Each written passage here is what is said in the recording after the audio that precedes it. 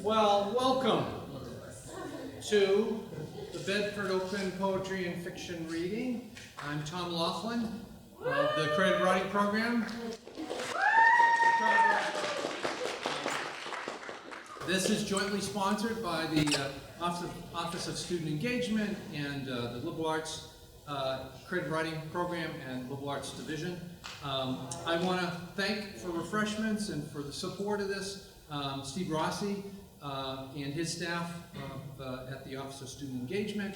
I want to also thank Dean of Liberal Arts Matthew Olson and English Department Chair Jill Keller, who happens to be here. Hey Jill. Anyway, Beth Noel does publications work for us, marketing, so that's great. I'm excited. We've got a nice mix of poetry and fiction today, some alum and student and faculty reading. So without further ado, I will get us started with some poetry, and Kyle again is our first reader. Kyle.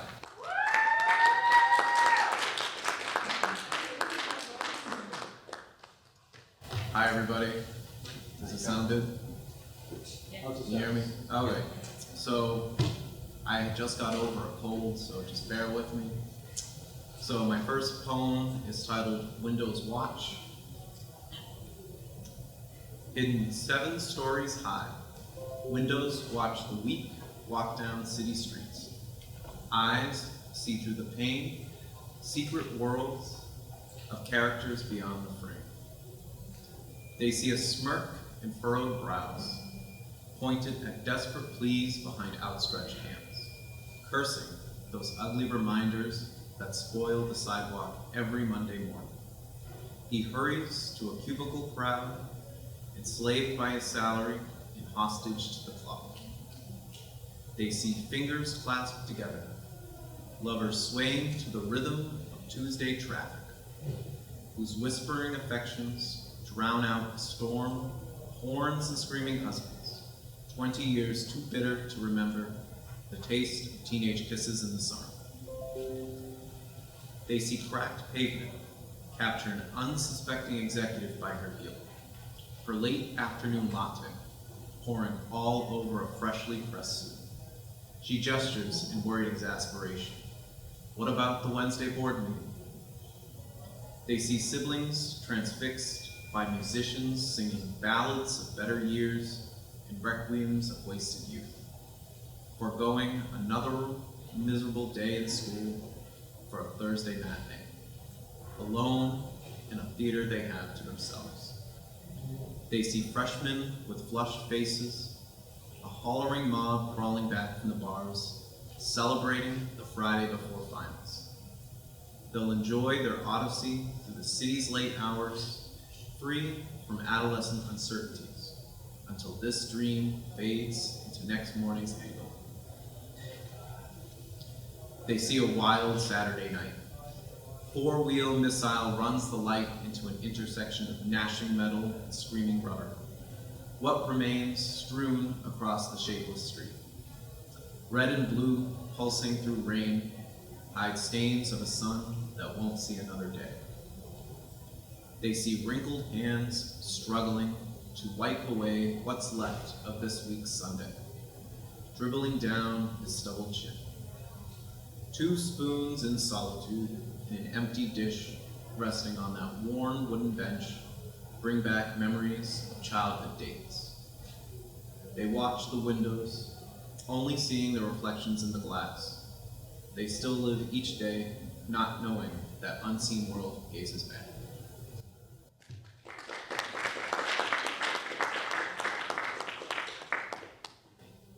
So my next poem is titled The Beach. He slams his Camry's car door shut on another day, burnt out by corporate rage and caught in the deadlines.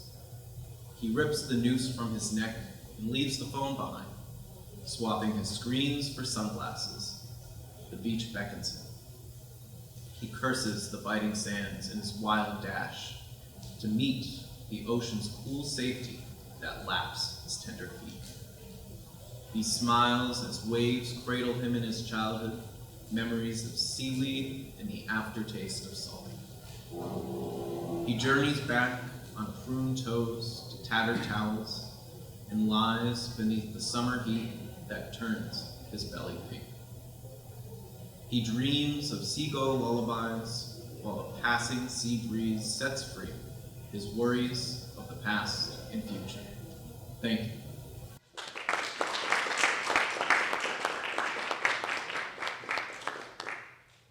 Thanks, Kyle. Our next reader, Adam Nye. Adam.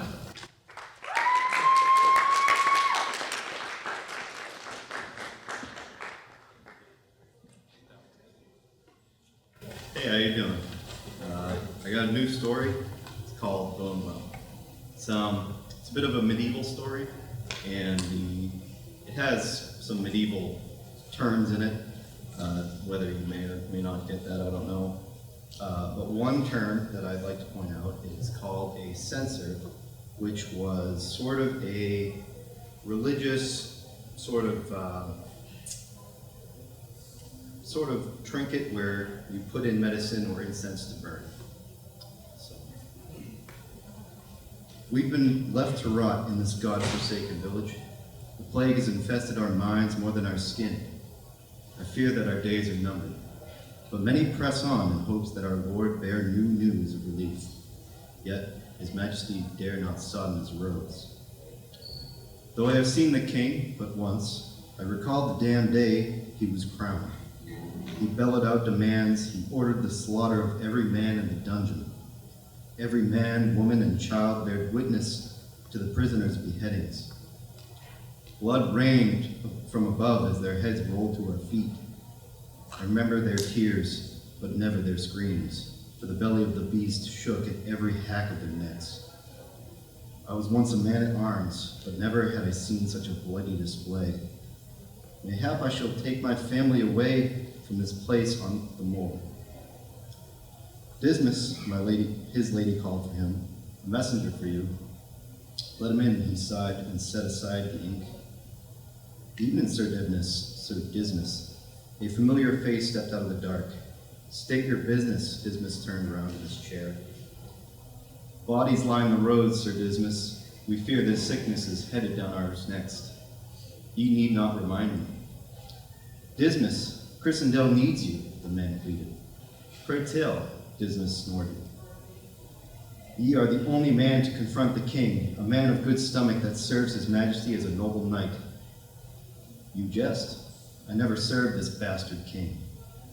Prithee, Dismas, there are few left that can even stand. Hark, the king has not spoken in such time. What have you to believe he has for Christendale? Dismas replied as his hand slid off his face. A censer, the man smiled. A censer? Dismas tightened his gaze. A guard once told me that the king stowed away a censer of many remedies, a gift from the king of Cordal. The man raised his voice. Perhaps his majesty holds the cure. I ask you, what have you to believe he has for Christendale? Dismas yelped. Dismas, you... The man hung his head. He dropped to his knees and clasped his hands. The wood creaked as he lowered them to the floor. I beg you, my son, he has little breath left. The man sputtered as he began to sob. In faith, Dismas was terrified to speak to the king. Alas, his child was not far from entering this hell. I shall go see your bastard king, he sighed again as he pushed up from his knees. But I do not promise a cure. Dismas, he will be praised. Godspeed. The man nearly jumped for joy. As the man stood, a torch light revealed his weathered face. He had many mud stains on his clothes, but every man in Christendale was writhing in the mud. Be like my time to see the king was fate. Dismas stood and ambled over to his door of his bedchamber. At the foot of the bed, he lifted a dusty, old, ornate chest that revealed his drab armor. By candlelight, he suited himself and sheathed his battered blade. The dry wooden boards creaked beneath him as he carried his helmet toward the door. Dismas glanced over his shoulder to his lady Alice. She kept herself in fraught silence. Alice gazed upon him with the same brooding eyes before war long ago. Dismas nodded with a bitten lip and turned toward the door. "You forget the horror just outside this door?" he muttered. Alice could not bring herself to respond. "You needn't worry, for I return just as I have before."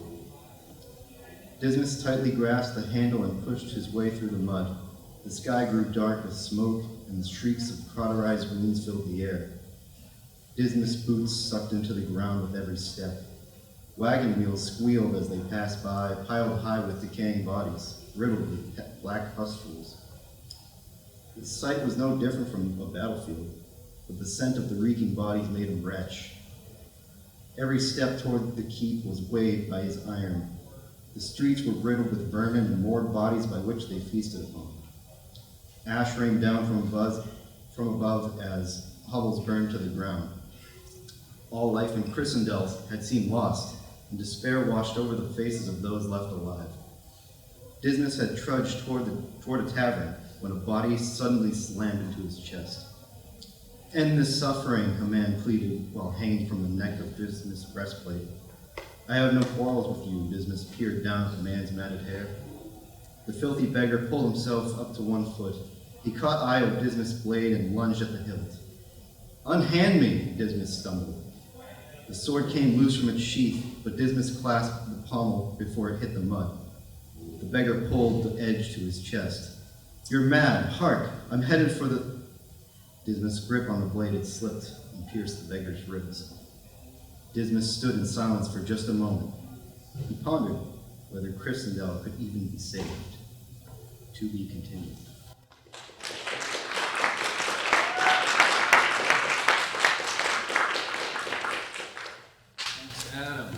Adam.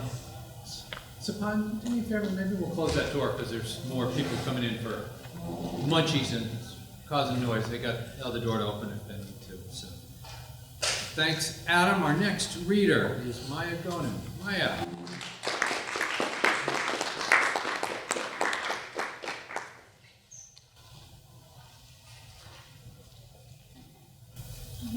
Hi, I'm going to be reading 3 poems today, the first of which is called Age 20. At the age of 20, I destroyed the world, tearing it out from the balancing act of multiple universes. A dream world I dismantled piece by piece. A sanctuary stripped away from sagging wooden shelving, a mix of misadventures no more. At the age of 20, I created a different world, one resounding through just as many universes. Dream worlds balanced carefully one upon another. A sanctuary stationed upon new wooden shelving. Many stories creating a mix of misadventures that thrive. Age 20, I wrought destruction upon one world to create another. The building and tearing apart of the foundation of multiple universes. A dream world dismantled and shaped anew. A sanctuary switching between stations that lay upon wooden shelving. A multitude of adventures and misadventures both, thriving amongst the construction and destruction of the written word. The next poem is called Right Now. We dance and dodge to dart through the crowd. It's an annual citywide festival, world arts for the taking. Various tastes brought from all over the world. Bands creating an assortment of built-out acoustics. Differing acts go on to create a hectic mixture of scenery. Friends and families, laughter and conversation adrift in the air. Contagious cheer causing a smile to beam across faces. A friend bargains with a bartender as he raises an eyebrow and smirks. A victorious exchange student keys in on your American battles. The night beginning and ending with that vibrant joy permeating the air. And the final one. The final one I'm going to read is called Speeding Past. I'm in the passenger seat and we're belting out songs to speed past the world. I'm dancing in my seat, doing my very best to make you snort with laughter. I have no control from the passenger seat, and you speed the car like everything's a race, and it feels like all I can do is convince you to sing off key so you'll smile. We go on various adventures and I'm always in the passenger seat. And you're dating a complete jerk, and I want to shake you because you deserve better.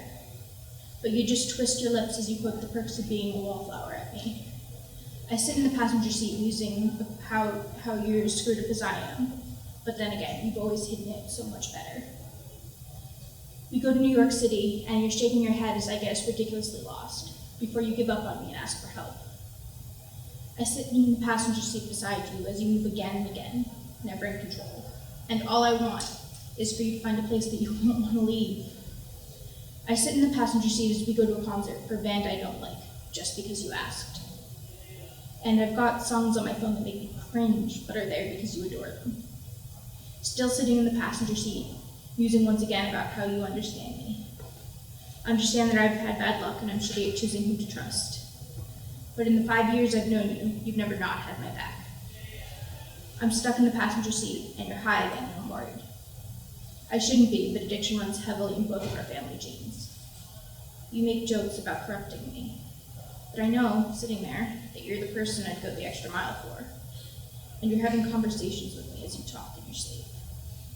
And I'm stuck in the passenger seat as we're drifting apart. And I'm terrified, because you're the one person I could never stand to lose.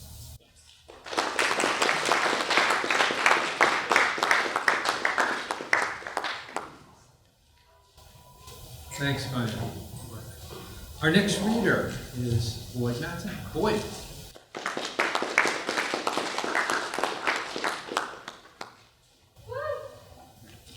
This is a 3-minute short film that I wrote, and so it's going to read a little bit differently than a short story, but not much. So, submitted for your approval, a disturbing tale ripped from the far reaches of Anytown, USA. This commentary stars an innocent young man and 2 men sworn to serve and protect humankind. A child will also make a brief appearance and become a silent footnote in the annals of debauchery taken to an evil degree. And this is set at twilight, and it is called The Protectors. Kevin, a black teenager, age 17, walks along the sidewalk of a tree-lined street in an affluent suburban town. He's on the very edge of the town. The stately homes are spread out significantly with large manicured yards. Dressed in baggy pants and a hoodie, he is appearing sorely out of place. He sports a baseball cap spun backwards and has headphones on. Bobbing his head, he is engrossed in music. A local patrol car slowly pulls up alongside him. After a few seconds, Kevin slowly turns to look. Oh, hell no. The officer lowers his passenger side window. Hey kid, stop walking. Stop right where you are. I didn't do nothing, I'm on my way home. Did I tell you to talk? Stop walking, get on the ground. Kevin slows for a brief moment, then breaks into a dead sprint. The officer stops the cruiser and flips on his emergency lights and unbuckles his seatbelt. He exits the cruiser. A burly white male in his late 40s, he is about 30 yards behind Kevin at this point. Stop! Kevin continues running without looking back. The officer pursues, but is losing ground. Kevin spies St. Nicholas Church and cuts up a slight embankment. As he does so, he loses his footing slightly, allowing the officer to close back to within 30 yards. Stop, you little fuck, stop! Kevin does not break stride and does not look back. He continues to run and is now on the back side of the old church. Just to the right, there's a playground on a green space the church owns. Kevin veers toward it. He slips a bit again, and then regains his footing. The officer is again about 30 yards away. Stop! Hands up, motherfucker! Kevin stops. Kevin keeps running. The officer draws his weapon and fires. Bam! Bam! Bam! Bam! Bam! Bam! Bam! Bam! Bam! Bam! Bam! Bam! 12 rounds into Kevin's back. Kevin falls to the ground. The officer lowers his weapon, and out of the corner of his eye, spies something in the shadows of the church. It is the priest from St. Nicholas. He's a tall, very rotund white male in his mid-50s. He's dressed in full robe. A young altar boy emerges from under the robes, sheepishly wiping his mouth. The priest locks eyes with the officer. After a moment, the officer and priest exchange knowing nods, which are a vow of silence to never speak of this. The priest leads the altar boy to the back door, disappears inside. Kevin lay bleeding and lifeless under a tire swing. It sways back and forth over him, attached with a long rope to an old oak. Thanks.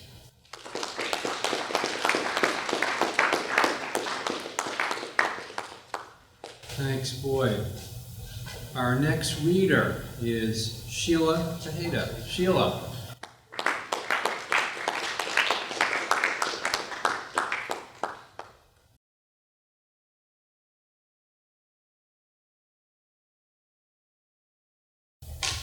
My first poem is titled Insomnia.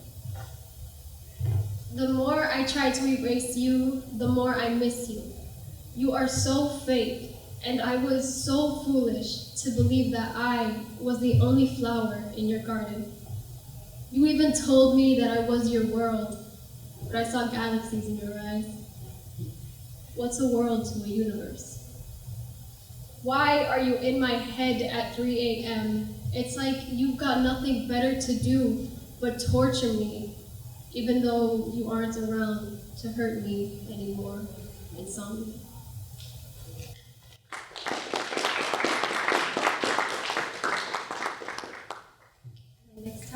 My next poem is titled Anxiety. Oh look, it's your friend. Wait, she's with someone right now. You can't interrupt. Would you look at that? How much fun they're having without you. You do know what that means, right? You're not needed. You poor thing. They probably never even notice if you vanished. They'll forget about you soon. You don't matter. Your existence is redundant. Hold on now. Why are you so sad? Your friend is having fun. Your friend is happy. Can't you be happy for her? Why are you upset? She's finally having fun. Is it because you're so worthless? What a disgusting, selfish creature you are. Can't you see she found someone else? Someone that can actually help? Look at that. They're leaving without you. Her friend is taking her on an adventure. Last time I checked, you weren't invited. But hey, don't worry, you never know. They might bring back a souvenir.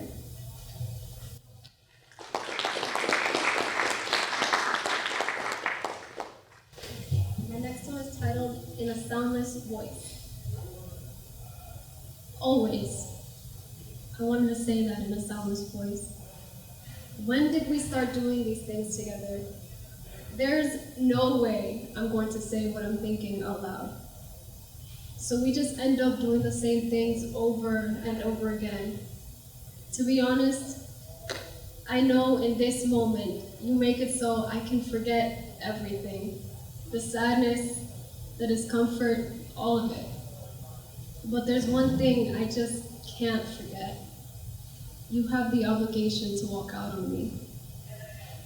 That's why I could never tell you how I really feel. These feelings, I can't drown in them. But your hands, when you hold me, your voice, your warmth, it's too kind. I want to let a voice out. You don't realize it, do you? This face that you show at times like these, in a soundless voice.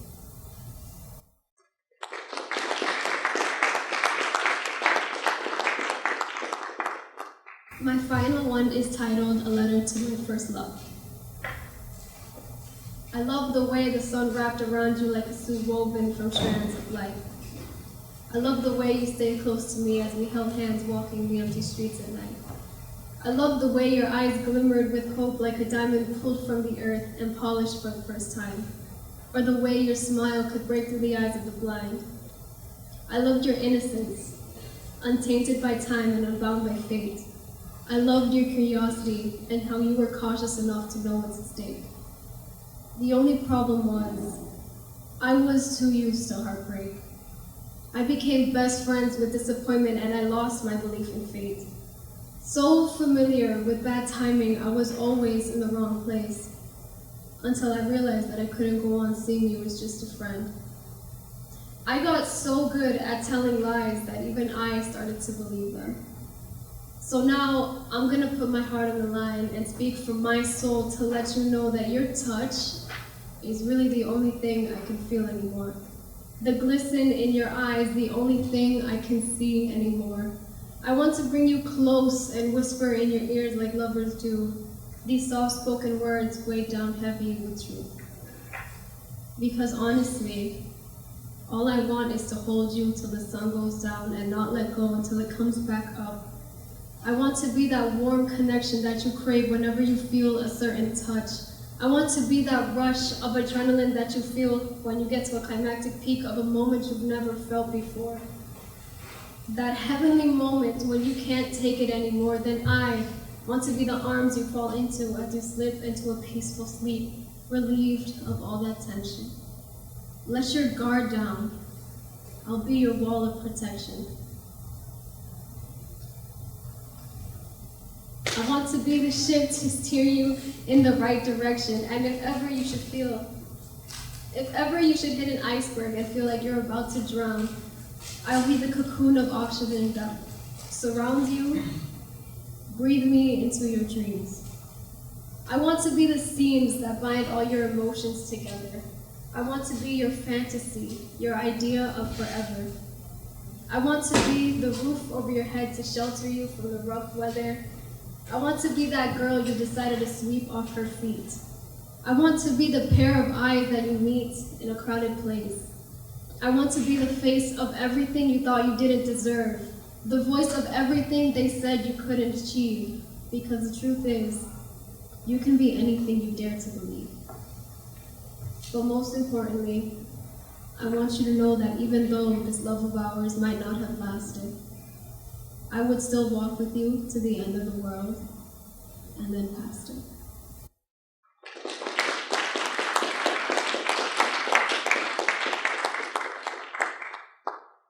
Thank you, Sheila.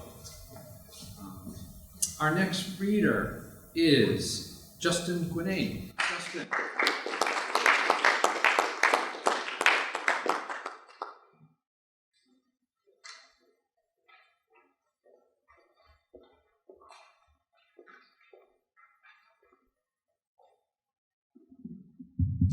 Hello. All right.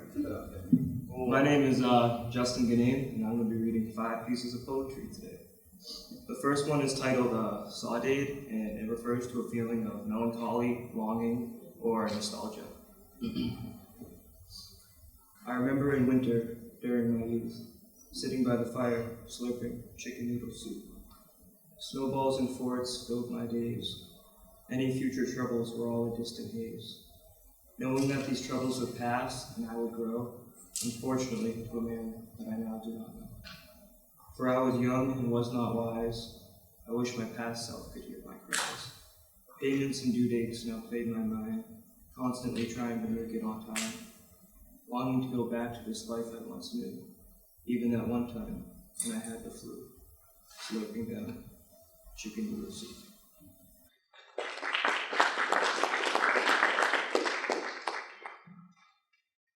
This next piece is titled, it's a new piece, it's titled Time is Meaningless.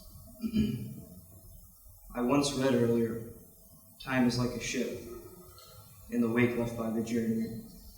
It's like our mind reminding us of the past, constantly trying to remember what's past. As the wake of the ship can fade, so can the memory of the past, and this notion leaves many afraid. Many believe the past is essential. Indeed it is, but it's often mistaken. One's past does not affect their potential. People who believe this must be awakened, they must no longer feel forsaken. You see, the wake does not drive the boat. I hope you realize your worth before it is taken. This message here is to keep you afloat.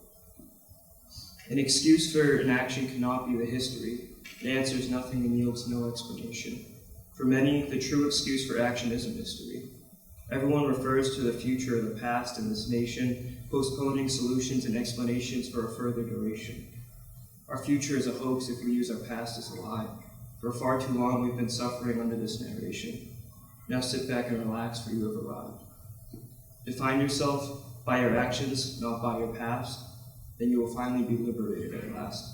As a wise man once wrote, escape the thought that the wake drives the boat.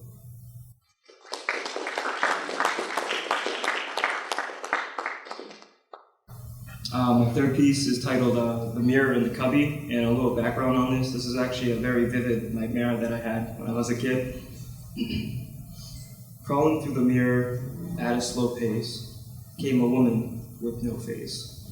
I looked down at my liquor.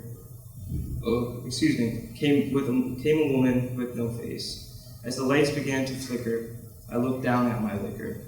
But this was all too real, for I am her next meal.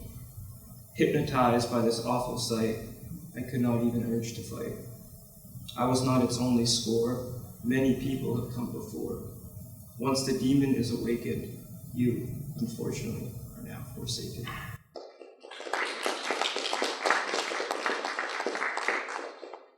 My fourth poem is another new piece, and it is titled Fallen.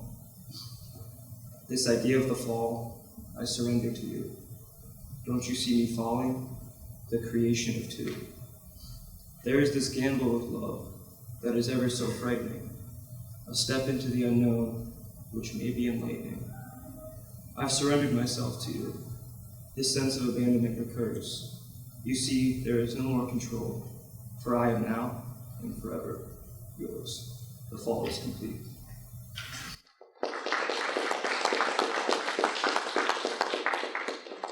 And my final piece is titled Dreamer. A man who always believed the best in people, but was constantly let down. A man who was so mistaken, for he was forsaken. A man finally packed his bags and split for the city. He was searching for himself, not for self-pity.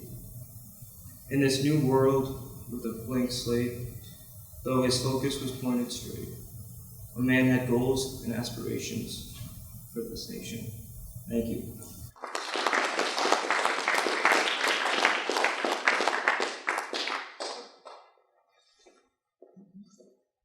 Thanks, Justin.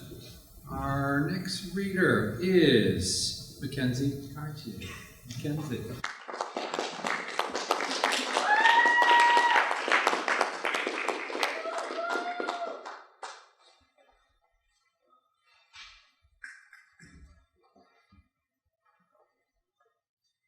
Good morning. So I have a little horror piece for us today, and it's written in the second person. It's called Flirtation with Peril. We look around the desolate tube station. No one, as usual. You scan the emptiness, trying to find someone to talk to, as the cold seeps into your bones, causing you to shiver. Loneliness invades your mind, reminding you how silenced you are, forced to hide behind a polite smile while your darker side fights for dominance. Remember, people can do worse things than kill you. A small, melodic voice whispered, your muscles stiffening as you hold your breath. Turning on your heels, you see the back of a 5-year-old child, his small shoulder blades protruding awkwardly from his white t-shirt, patches of dirty blonde hair masking the monster underneath. His decaying skin dripping off his bones, the smell of rotten flesh defiling your nose. You remain frozen in fear, watching as his head begins to malevolently turn towards you. His spinal cord severs with a crack, the skin on his neck ripping like a piece of paper as his tendons pop, unable to withstand the strain. His icy blue eyes meet your own, his smile an empty pit of razor teeth dripping with saliva.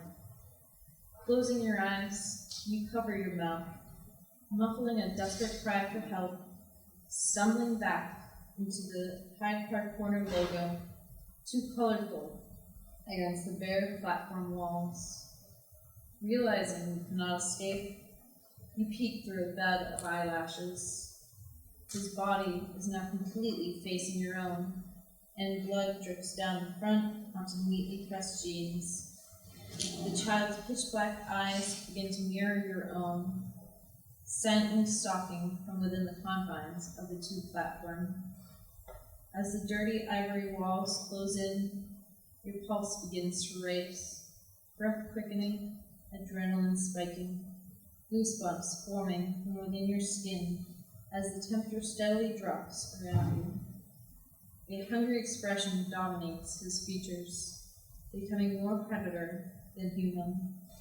His spine elongates, allowing his neck to fluidly collapse towards his feet as his rib cage expands outward.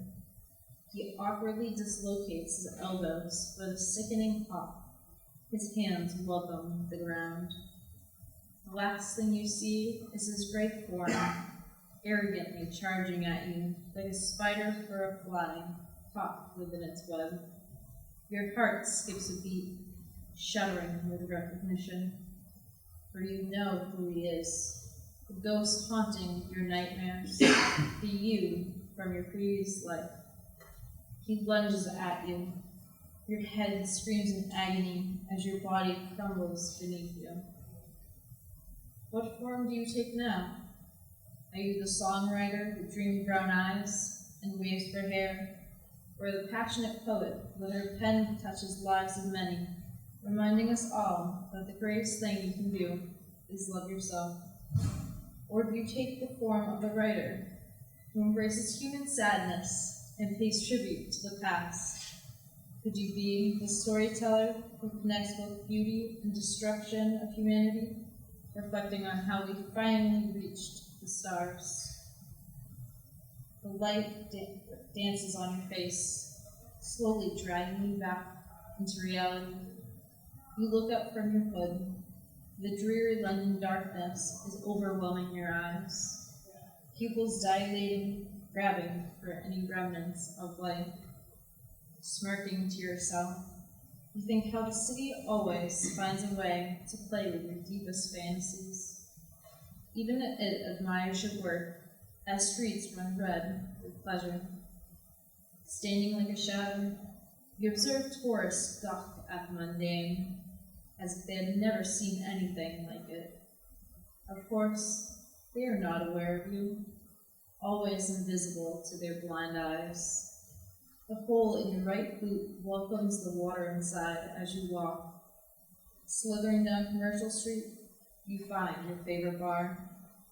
Walking into the 10 Bells, you instantly glide into the winding booth at the rear. You love it because the painting beside you is the modern image of a swing across the mahogany bar. The painting boasts a straight-laced older businessman turning from an eccentric man adorned with a striped shirt and tight red leather pants. Standing, you cross the bar to the painting's brother. This one brings you back to times of redcoats, wigs, and voluptuous skirts. Returning to your booth, you feel his eyes on you as if he's peeling your skin away.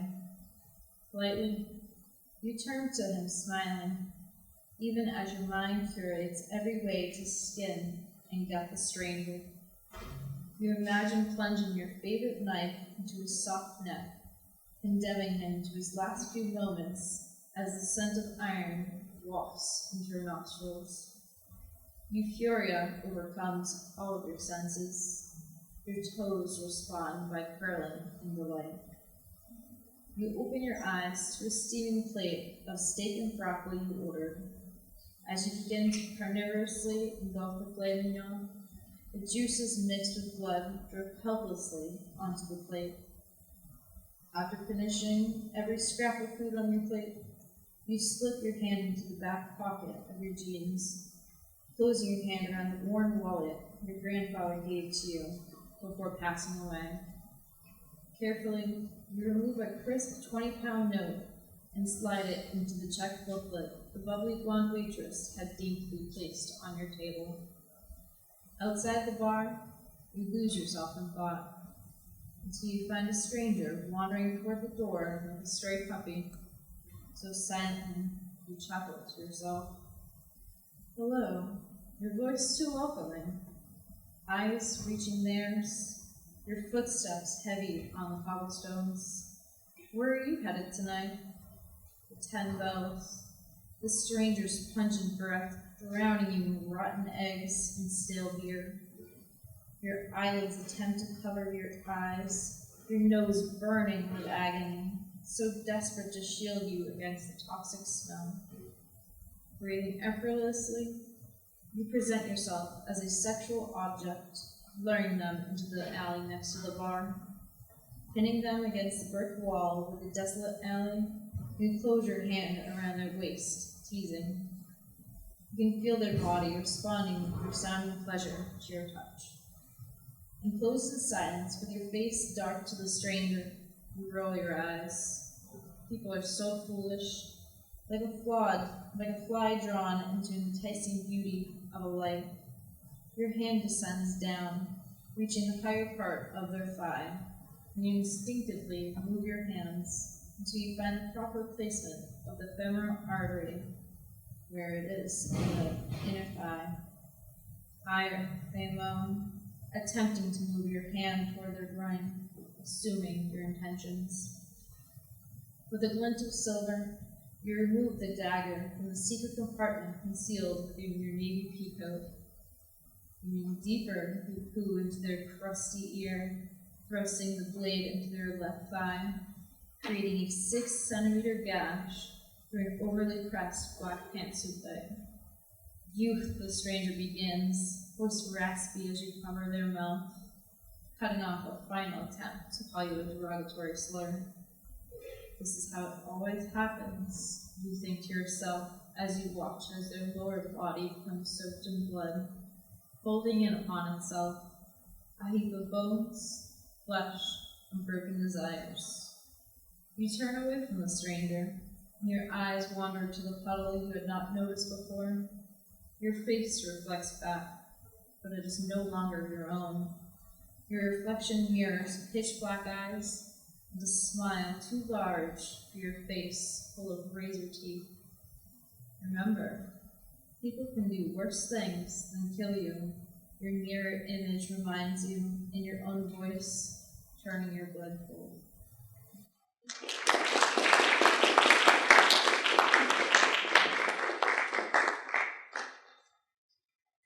Thank you, Mackenzie. And our next reader is Gino Light. Gino.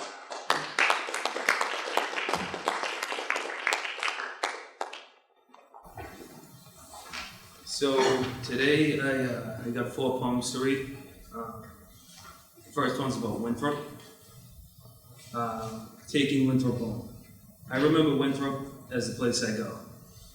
To be in Winthrop, the conscience of America. Breathing peaceful thought to the greater Boston area. Holding true and fast to those trying to leave with it. From land to sea, I lived in Winthrop. 10 years, the ocean gull is a hopeful symbol. The state flower is the sandy beach, which sounds hysterical. A Bostonian can use the word sincere, sincerely use the word sincere. When I drive to Winthrop, I cross the Marsh Bridge, so life goes marina, marina, marina.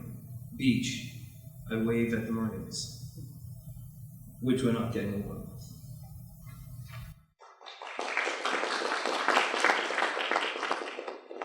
My next poem is going to be the duality of men.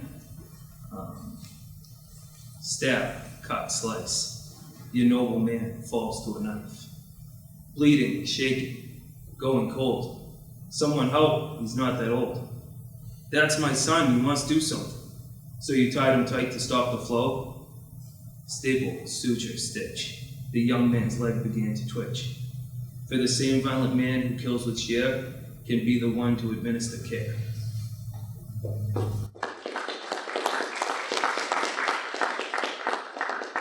And for my third poem, it's going to be Nobody Wants to Be Alone. The house was quiet and no one spoke. It was damn near midnight when she awoke. A wasted woman left to die. Then, at the sound, her baby's cry. The dust had settled, the town still burned. Her husband ashen, with no urn. She blamed her baby and cursed his wail, then shook him viciously to limp and pill. Immediately regretting what she had done, she cocked it back and screamed, "My son!" Convinced she set for a happy place, she sprayed her brain on the staircase.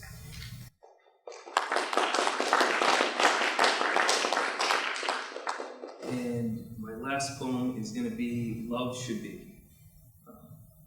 Love should be cheerful. Love should be warm. Love should be hopeful. Love should be safe. Love should be trusting.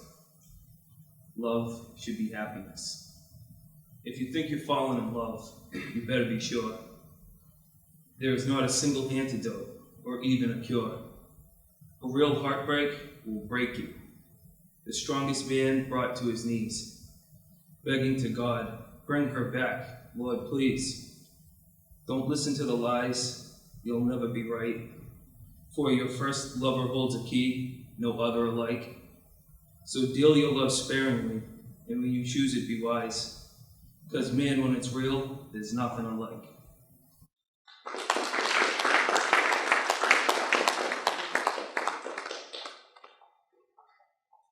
Thank you, Gino. Be sure to take breaks and grab some refreshments in between things or as people read. Our next reader is Nadia Keating. Nadia.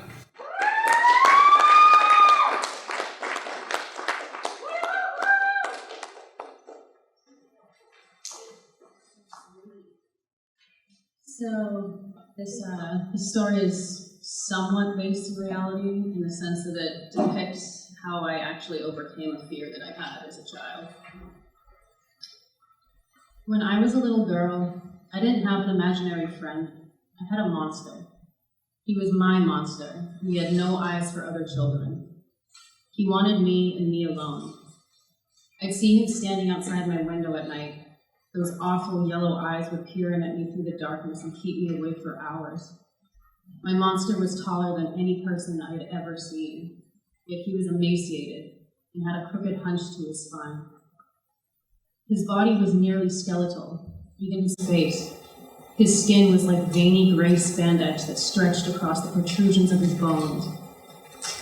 No nose on his face told me he had been rotting on this earth well past his intended existence. No lids to his eyes made it known he'd never miss a thing. No lips, in short, he always had a smile on his face. It was him I feared when my father demanded I take the trash out at night. He was the one that chased me up the stairs when I was forced to go into the basement. And every night it was because of him that I was too afraid to shut my eyes. My monster loved to torment me, to watch as I'd come crying to my mother in broad daylight and beg not to be left alone. And he'd laugh, silent and maniacal, when she told me I was too old to be afraid of monsters. He loved to watch me suffer. In fact, he'd never miss it. He'd appear when the kids at school were mean to me, when I lost my favorite toys, and when Mom and Dad screamed at each other from the other room. Some days, I would come crying to my parents and teachers, pointing frantically in his direction, but they never saw him. They'd only tell me monsters aren't real, and what's not real can't hurt you. I only cried harder, and he would lick at the flesh around his mouth, imagining how my tears would taste. My monster seemed to follow me wherever I went. When my family and I traveled, he would crawl alongside the car at an unnatural speed. If I ever lost him, it was never for long. Eventually, he'd always catch up. His anorexic form would come clambering over cars and fences, enraged that I had the audacity to leave his sight. I was always looking over my shoulder, and he was always there. It seemed my only means of true escape was when airplanes would carry me a distance too fast for him to keep up. I slept soundly those nights, when I knew he wasn't there to watch me sleep. Though even then, I knew he was always hunting me. Through woods and brush, highways and bridges, he'd crawl across the continents until he found me. He could sense me wherever I went, as if our presence in the world were somehow bound together. Years went by, and my monster's presence persisted. He'd laugh at my terror, my humiliation, until one day I discovered I could laugh at him back. Somewhere in the sliver between the world's reality and my own, something urged me to fight. His existence was most potent within the confinements of my child mind, and only there did I have an advantage, a quite colorful imagination. So, I would form obstacles for my monster. A giant web on the highway would entangle him when he was chasing after the family car. I'd leave him there as he ripped wildly at sticky tendrils until he disappeared behind me. An otherworldly banana, like the ones I'd see in Mario Kart, would send him tumbling down the basement stairs and ensure that I'd escape. A sudden hole in the ground with spikes at the bottom would have him plunging down into the earth. My imagination protected me, and each time it did, my monster hated me a little more. His sadistic games of cat and mouse turned into a hunt of desperation. He no longer milked my fear for pleasure, but instead clawed wildly at my heels whenever the chance presented. I knew that every time I fought back, his plans for me stooped a little lower. He was growing angry, every day, until finally my monster no longer wanted to simply terrorize me. He wanted to rip me apart. He wanted to carve my body up inside for all that I had done to him. Time passed, and as I grew older, his presence faded with every day. Years of humiliation and contempt sent him back into the shadows. Though even now, I see him still. When taking out the garbage, when walking to my car at night, or sometimes in a crowd of people.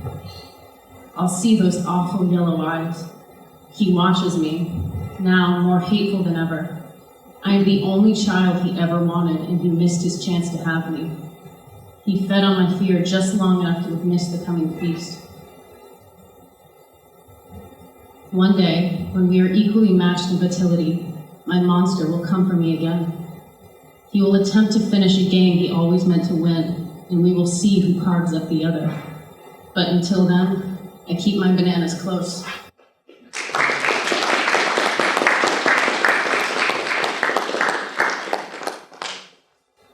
Thanks, Nadia. Our next reader is Rob Zalandi. Rob.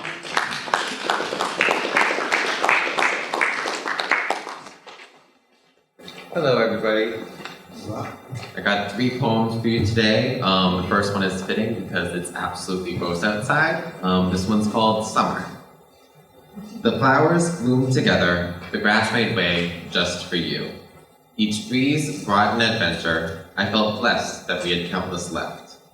Why rest when we had forever? Perhaps it was just the dreams in me. Now, all we do is remember. I wonder if the birds recall too. At night, I think of summer, when it was warm, and the sky was blue, and just like summer, you left me too.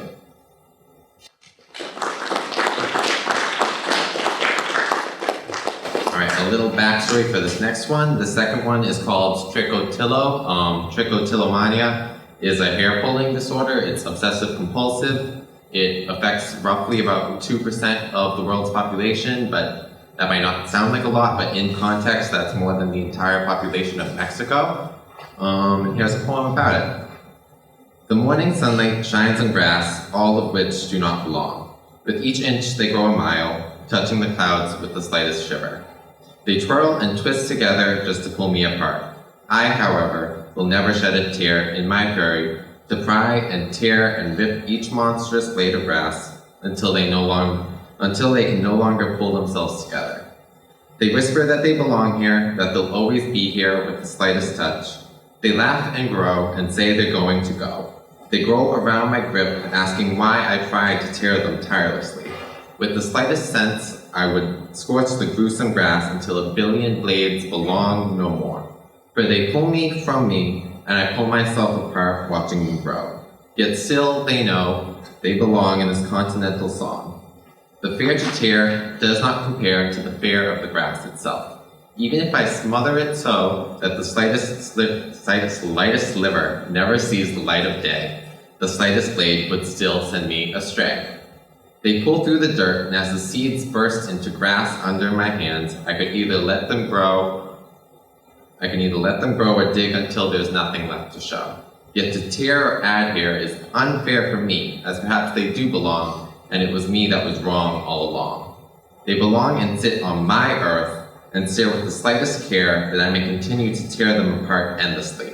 Relentlessly, the blades will pull themselves together whether I care or not. They will grow and flow in mass because that is what grass will always do.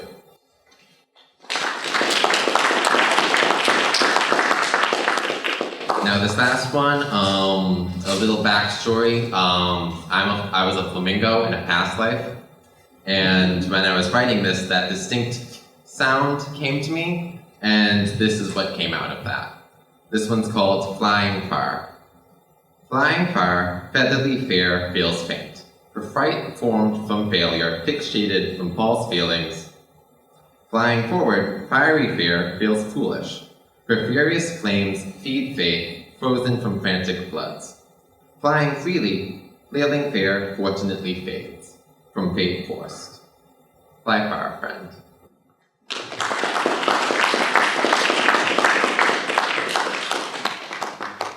Thank you, Rob. Our next reader is Jake King. Jake.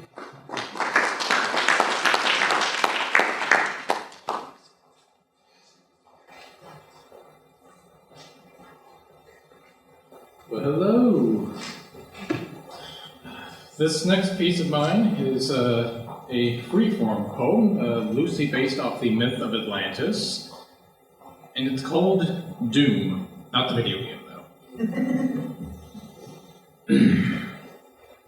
Among the waves since ancient days, a word has echoed and persisted.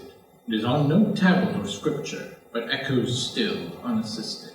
Even as the seabed shifts and creatures start and float over the silt, revealing glimpses of those still ancient buildings. Stone faces, carved accents, and great battlements linger and haunt the place where a primordial human race once stood.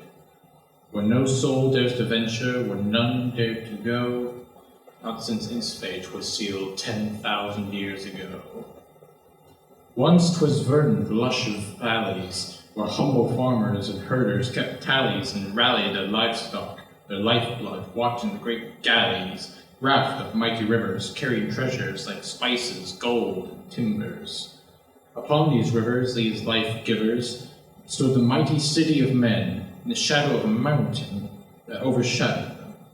Already ancient but invariably sacred, it spread out over acres of fertile land, where the hand of man cleared the way for the foundations upon which was created his new nation.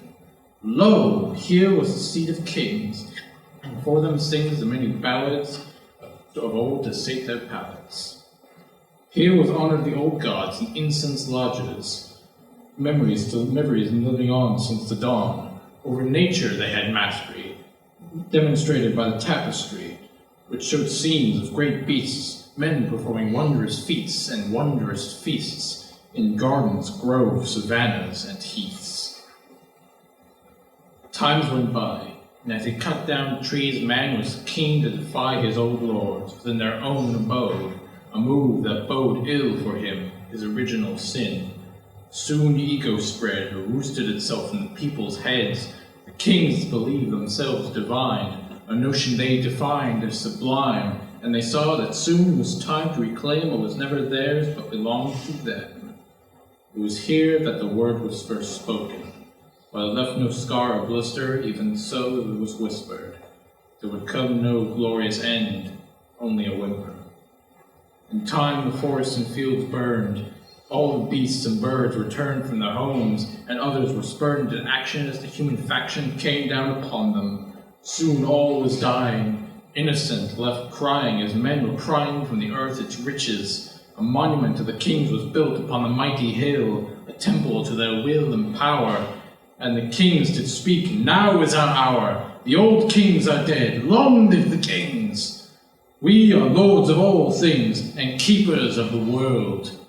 It was then the word was spoken again, and within the room where the priests and kings dwelt came a deafening boom. There was a cracking, a crackling, a shaking turned to rattling. and as heat rose from below, there came a frightful bellow. The kings fell. The mountain of hell opened wide as the priests tried and tried to pry the doors free. Their screams echoed down the path as I ran past the mountain crags, down the path to the city, escaping the wrath of the thing from the past. And from the great blast came plumes of ash and acrid gas. The sky darkened and hearkened the coming of the harbinger of the earth's retribution. Behold, its old wings spread. Forth comes the ancient Lord, the antediluvian dread. Lord of the mountains and skies, King himself once on high. His rise he meant to defy the false kings, and now the people knew full well that the end was nigh. Fire rained, thousands of screams pained. The god called, crumbling towers and halls. The earth shook as many choked in the ashen cloak that came down upon the town. The being cried as the skies burned, and he yearned to end them and send them to their final rest.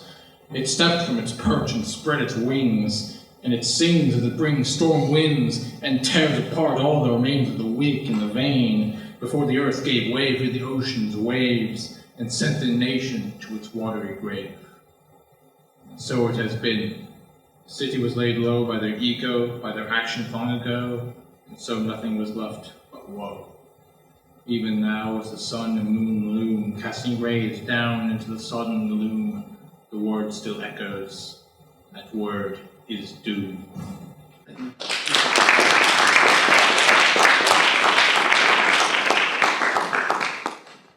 Thanks, Jake. Good work. Our next reader is Anna Lamontagne. Anna.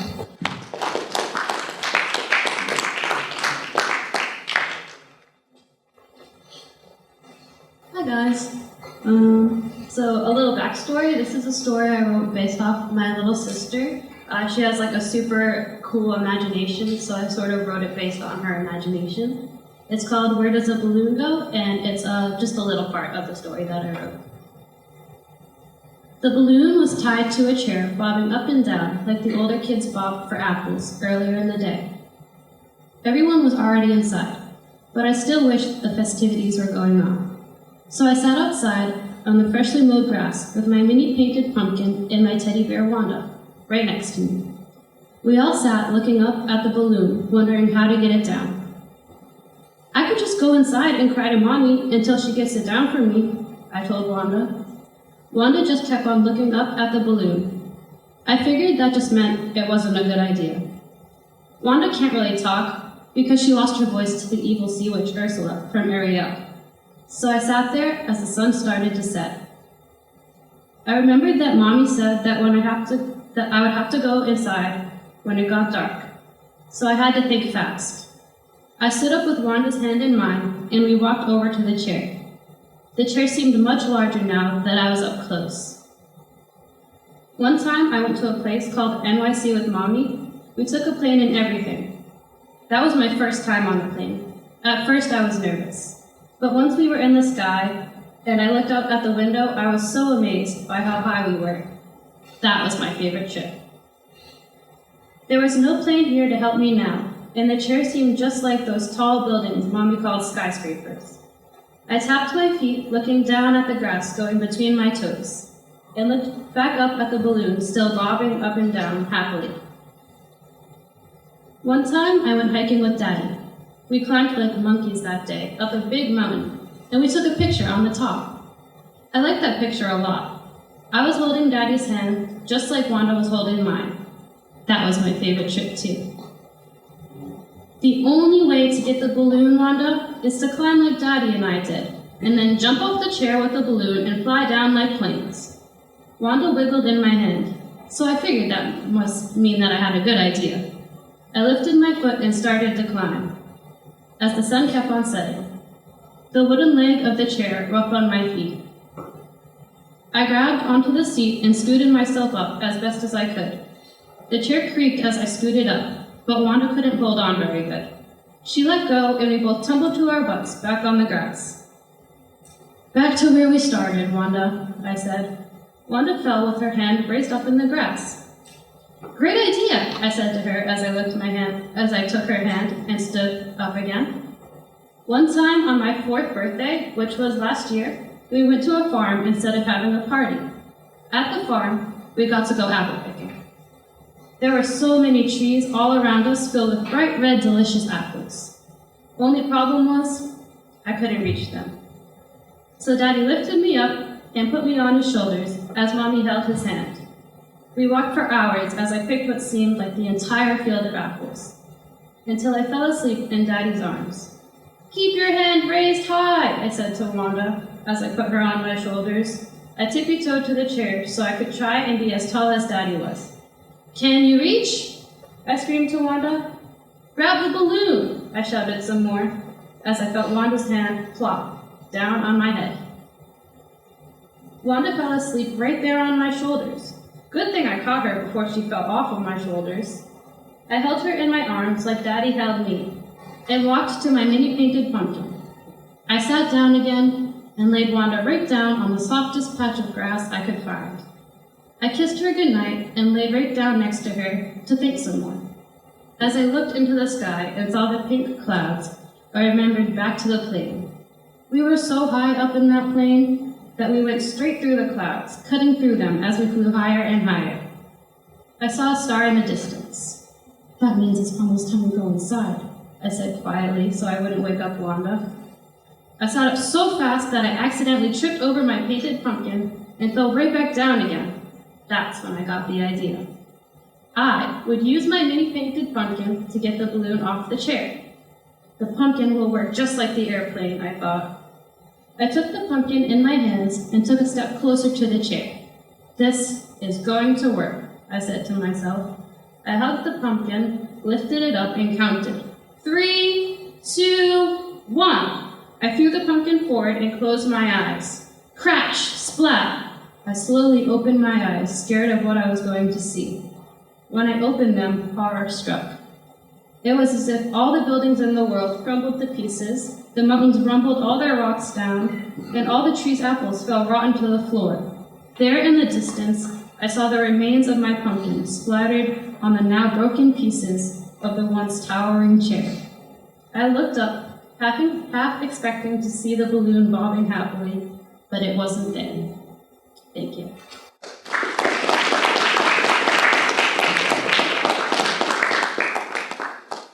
Thank you, Anna. Our next reader is Jason Malia. Jason.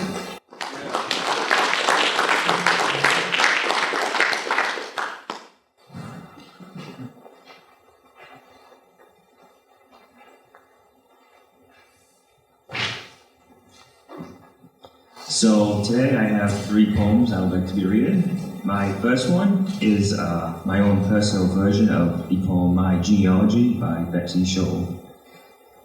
One of my parents was a teacher, the other a policeman.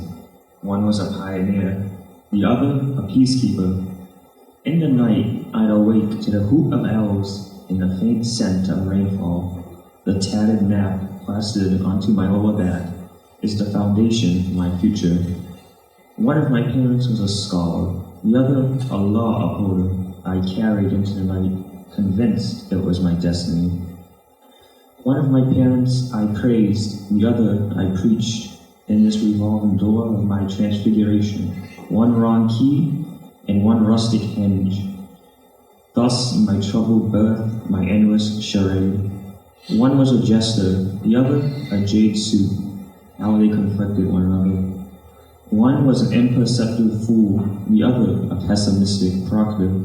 I was ashamed of the catalyst, embarrassed I couldn't ascend. I was a boy calling across the cosmos to a silent entity that never made witness.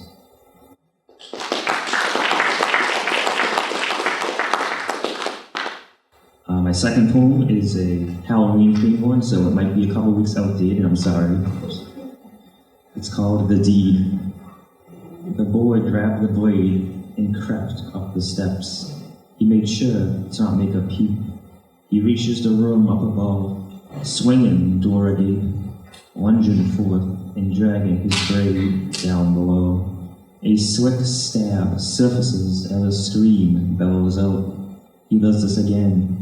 and again, before the deed is done.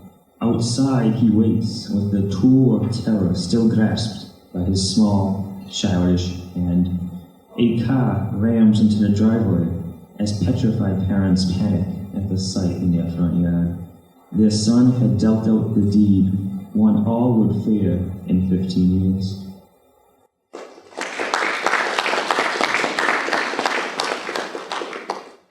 And my third and final poem is a quasi-continuation, if you understand it when I finish it. This one is The Shape of Evil. It was a dark, stormy night that provided him the chance to flee. Shrouded in darkness, the figure looks about. The lights of an oncoming vehicle scorch the grassy terrace as the ambulance rolls up to the gates, being greeted by some gown-draped patients. They wander around the open field without a care for the liquid current. The doctor sprints out of his vehicle towards the dated gate. The man leaps onto the ambulance from the shadows about, shattering the window with his pure strength and sinewy hand. The nurse inside is forced to abdicate her horsepower throne, while her aggressor takes the reins and travels off into the twilight void. The small town from which he came was ready to celebrate, unaware of the atrocities that would soon be afoot. Down off the freeways, a truck driver meets his off-roaded fate, his body hidden amongst the reeds, out of view from the public eye. The figure adorns his uniform, replacing his hospital wardrobe, so he can walk amongst the hordes, encased by the night's festivities.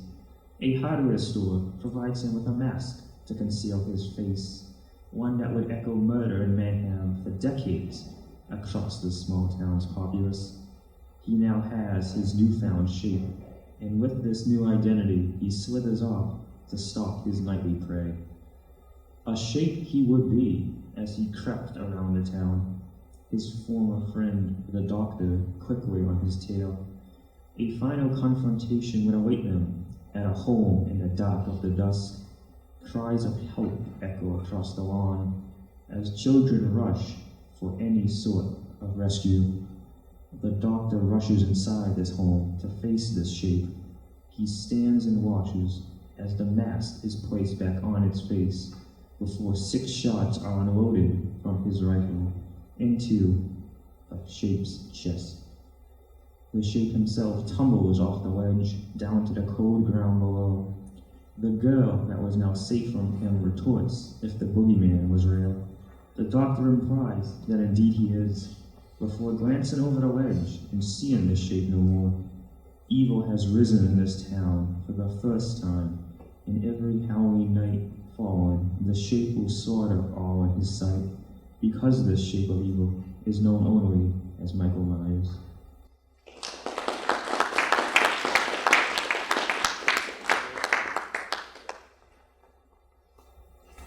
Thank you, Jason. Our next reader is Joshua Hebert. Josh.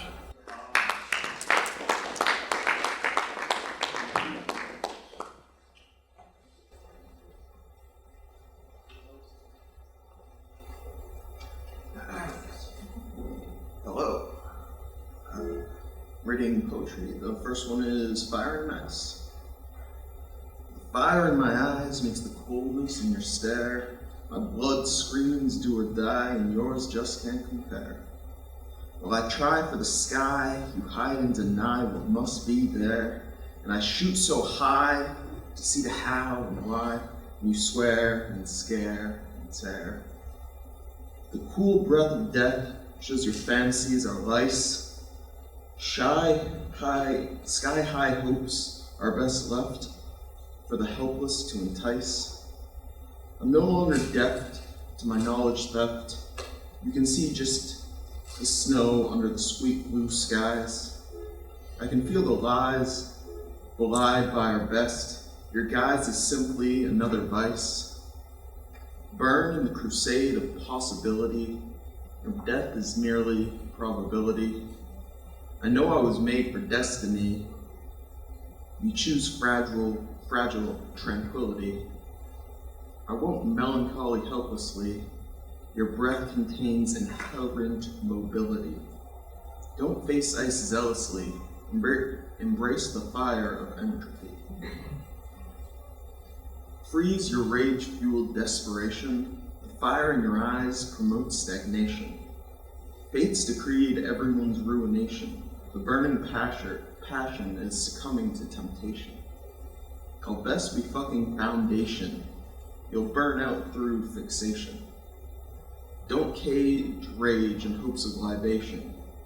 Recognize and analyze your desperation. Fire and ice.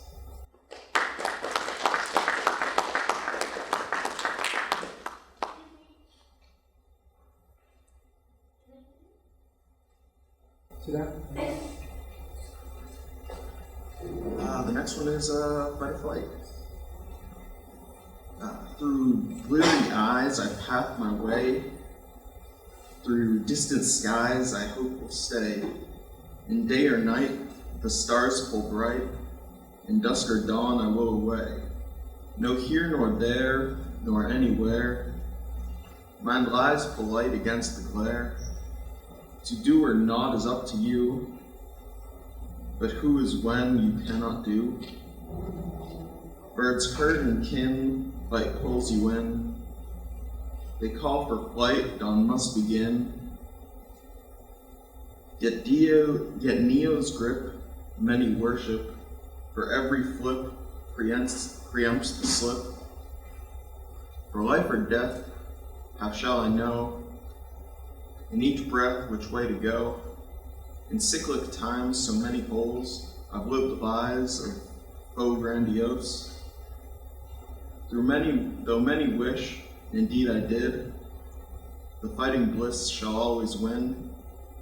For fleeing fails in every tale, the darkness veil is on your tail. Through fight or flight, I'll never know. Conscience fades, so.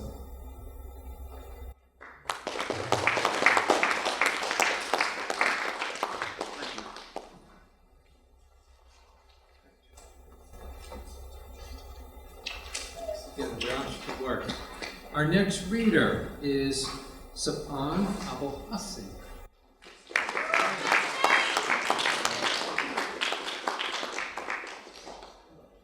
So hello, the story that I'm about to read is called God is Typing.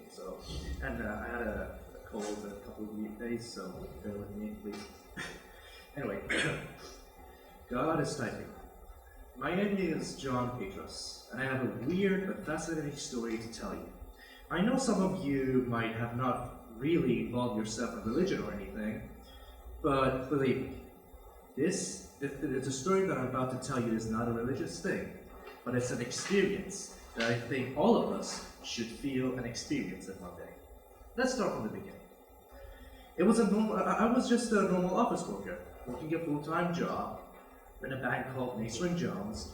I had a busy life, working 8 to 10 hours every day each week, having a wife and 2 children to take care of, and to be honest, I didn't care till some point, until one day, my life changed. It all started on November 11, 2011, when our 3rd child was born. As a dad, I wasn't so close to my family because of my job. I worked 10 hours every day. I don't even know how I was able to keep the father's title for myself till this point, when I couldn't even spend a little time with my family. But the real thing is that by the time that our 3rd child was born, my life changed. 3rd time is the charm, they say. Well, for me, 3rd time is hell. Why, you may ask?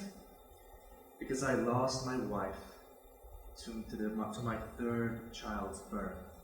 Yes, I lost my wife, and all along with it, at the same day, 11/11/11, my boss fired me from my job for some unknown reason. So, as you can guess, I literally lost everything. My job, my normal life, my wife. That day, I didn't know what to do. I didn't know where to go or whom to talk to about all of this. So instead, I passed out in the hospital's chair from crying so much and thinking that how can all of this happen to me in one freaking day? So as I was lying down on the chair, crying with my newborn daughter in my arms, I got a text message from someone. The sender's name was God? Didn't you forget something? Said in the text. Open your eyes. I couldn't hold back, so I texted him back. Who are you? What do you want from me? Isn't it clear enough? Do you expect me to believe that you're actually God? I do not expect you to believe. I expect you to see that. Look, I don't have time for your jokes, so leave me alone. I tried to turn off my phone, but the strange thing was that my phone couldn't turn off. None of the buttons worked. Even the touchscreen didn't respond. I was stuck in that text screen with God, and the only thing I could do is to wait and type through the keyboard. Your tears are prayers too. They are all traveling to me when you can't speak. How do you know that I am crying? Can't you really see, John? I am with you. I'm watching. What do you want from me? I said. Nothing, really. Just your faith. My faith? My life got destroyed in one day. How can I have faith? Be sure, John, that this door might be closed to you at this moment, but I always open the new one for you after the other. What does that supposed to mean? It means that you're exactly where you're supposed to be. After seeing this text, I didn't reply back, because it made me thinking that what was God meant by where I supposed to be. And so, God answered my question and changed my life in that very moment. John, this is the faith that I want from you. The faith of moving on. The faith of not giving up on life. Don't you see? You had it all, and you lost it all. But instead of giving up on life like so many others in your situation, you made your tears wash away all of those senses of hopelessness and depression. When your wife was suffering to give birth to the third child, she cried as much as you did. And so, those tears called for me. I came for your wife to keep your third child safe after the birth. And your tears called for me to come for me. And your tears called for me to come and tell you that I am always with you, no matter what. In fact, your wife is still with you. Your wife has been reborn. Don't you see? The third child. The third day that I got resurrected from the dead in the form of a human being. Now your wife has been resurrected from her own death as the third child. Her heart has been transferred to this child. Her heart is beating inside this child's chest. Till this day, I can't understand why this person's words were so weird, but hopeful at the same time. If this was really God, then hallelujah, because after that day, I didn't get any more text from him, or I couldn't even text him back because his contact disappeared from my phone after the next day. God, if you're hearing this, you're amazing. Because today, I have 3 children that I'm taking care of, and also, I managed to find another job at the same hospital as an online patient records organizer. You were right that you always leave one door open after you close another. Now, I see my wife inside my third child, my daughter. And I just want to let you know that I love you, God. We all love you. Me and my entire family. And I always keep telling them stories from that very short moment that I had with you that changed my life. That moment where you were typing.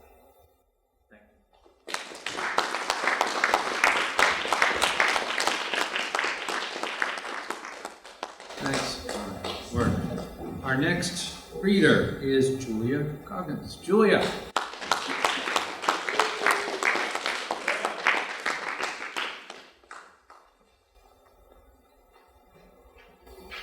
That's bright light. Hi. Yeah.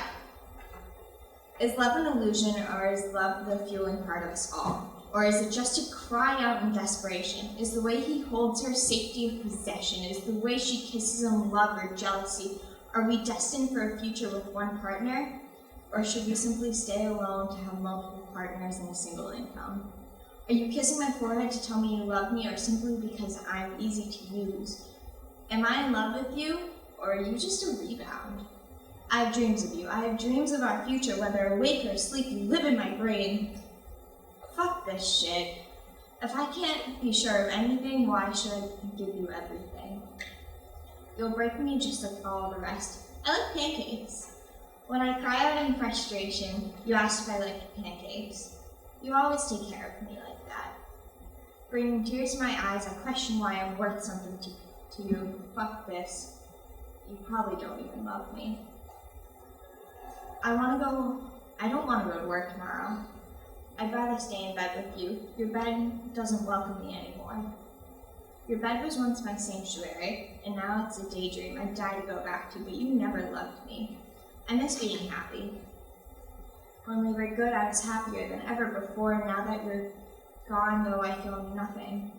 Fuck this shit. I needed you. I loved you. You were my home, sanctuary, safest place, and now I'm left here to wonder, is love an illusion? Is love the fueling part of us all, or is it just a cry out in desperation? Oh, and I never named my poetry, so yeah, that's that. And actually, I named this one, something in my brain worked. This is Love and Health, and if you ever see me with a cookie or any type of snacks, just never question me, okay? Ribs poke through skin, creating harsh lines and angles, delicate hips and collarbones rising far above sea level, soft, sing-songy growls from a stomach that's perfectly flat, skin sickly pale with peach fuzz to keep warm, beautiful arms and tiny thighs, the thigh gap to die for. Health has never been first, but self-love has never been so high.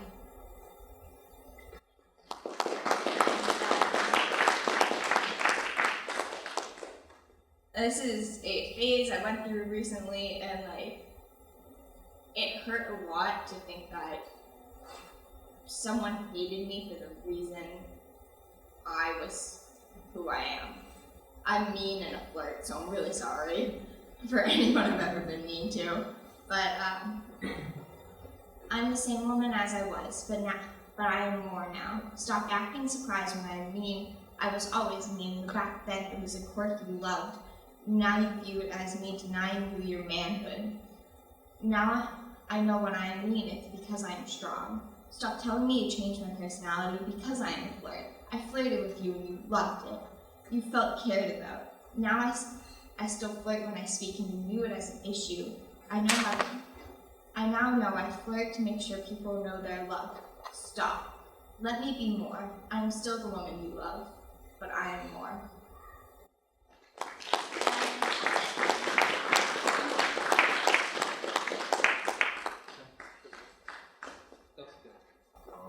Thank you, Julia.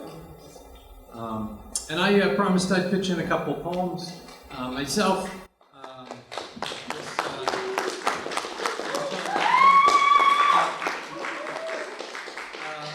I've been called a tree hugger many times, and this poem came out of my explorations of why and where and when that all began. It's called Dendrophile, and that means a person who loves trees. Dendrophile. They were our jungle gyms, our hanging bars, our hobby horses, our August cooling tents, our winter snow shakers, our climbing walls, our mountain tops, our citadels. They surrounded us as we ran, chasing each other past their sappy bark, over pine needle thickened paths, the forest floor squishy with mulch, and the fibrous reaching roots of these silent sentinels standing watch over our boyhood selves as we grabbed for sticks at our feet, broken branches weakened by boring insects, chiseled by birds bashing their hungry heads and cracked loose by the weight of winter. swinging and slamming these against trunks, snapping pieces that spun in the air, flying past ecstatic eyes, and nearly clipping our crew-cutted heads. And whose 6-year-old challenge was it that day which set us attempting to climb pole-thin pines with their pencil-pointed stubs of branches long choked off by the thick canopy of green high above? Grabbing scratchy trunks, we stepped carefully, slowly, easing our weight onto one bone-dry stub, then another, the height competition continuing until a brittle crack to suddenly drop us tumbling to pine needle floor.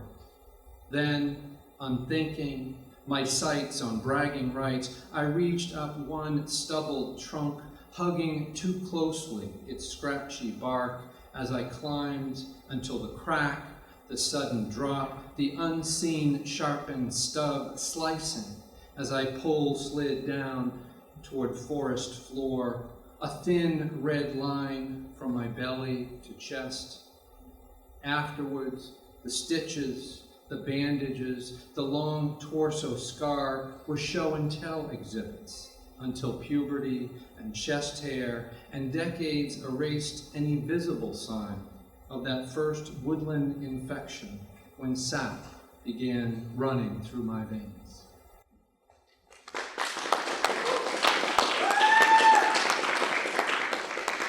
And just passed Veterans Day, and always thinking of those who served, those who were lost, and those who returned damaged and were haunted, and ways that those lives around them were affected and those generations over time. This poem is called Flamethrower, and World War II,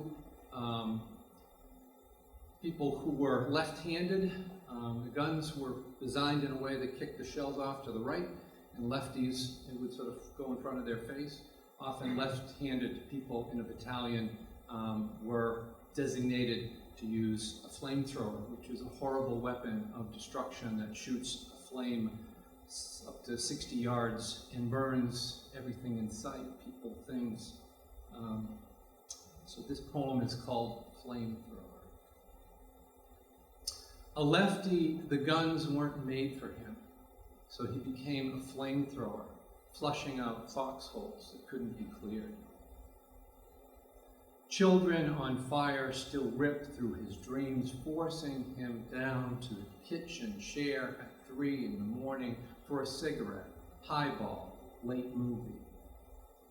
I knew only hatred then, standing below that bald leather head, slapped in the face by the crooked fingers of his open hands. Dead buddies, malaria, teeth knocked in, words shouted into arguments too often to sting when intended, burn years later for a flamethrower's son.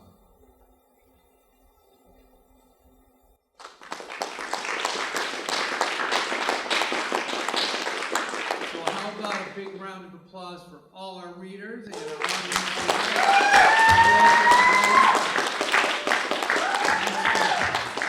Lending your voices, wonderful to hear these creative juices flowing, and keep it up. We have another reading in Lowell on December 3rd, a Tuesday, 12:30. If you want to pitch in there, spread the word. Please stick around, have some snacks. Also, I did want to mention we have a wonderful literary journal here, so I hope that many of you contribute.